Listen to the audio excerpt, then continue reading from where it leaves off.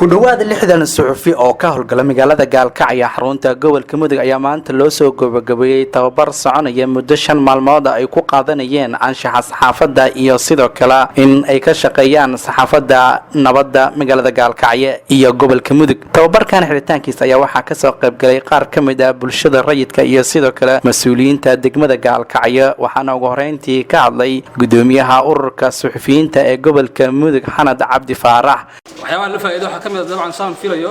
marka laga tago casharada isdhexgal iyo isbarasho inay timid wariyaashu waa dhexaadka bulshada ayaga indha u ah bulshada ayaga la rabaa inay dadkan hagaan hay'adaha CBD iyo BSA aniga war ku dheeraaneen waxaan ka dalbanayaa inay ayaguna laba jibaaraan garab istaagida wariyaasha dabcan waa markii ugu horeysay tababar ay u fidiyaan wariyaal waxaan inta badan aan maqalnaa dhalinyaro iyo urur haween iyo qaybaha kale bulshada أنا أفكر أورك قول كارل عند البنية يصيروا له بالمستاجورياشة. sidoo kalena intuu socday waxaa ka hadashay gudoomiyaha ururka haweenka ee gobolka Mudug Maymuun Cali Nuur Geefina oo sheegtay in ay saxaafadda ay yihiin kuwa ka shaqeeya nabadda ee gobolka Mudug. waxaan leeyahay wixii aad barateen iyo waxaad ku soo shaqeyseen buu idinkaga mahadcelinayaa ku shaqeeya soona miradhala saas dartiis waxa waaye nabaddu ayada adaa ku nool waxaan saxaafaddu sharafta ay ku leedahay nabadda heybadda ay ku leedahay bulshada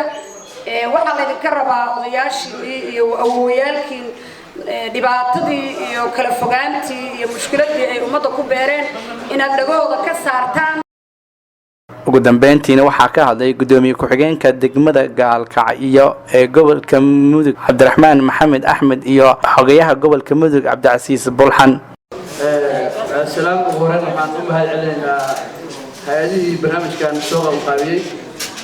CBD BSA وعلنا وكما ستين مدريك يودن بواحد ولا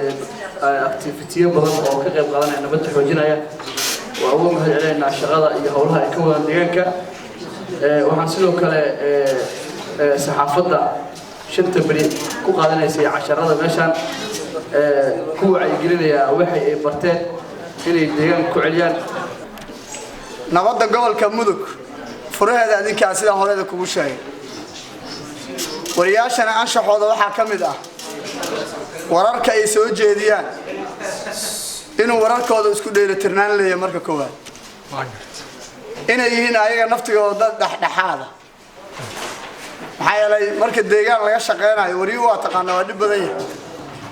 marka anshaxa wuxuu kamid yahay dhaxdhaxaadnimada naftigeeda in khaladaadka badan la iska ilaaliyo in cadaaladda aad looga shaqeeyo xagga wararka ah waxaan leeyahay mar labaad iyo mar saddexaad shaqadaad hore u hayseen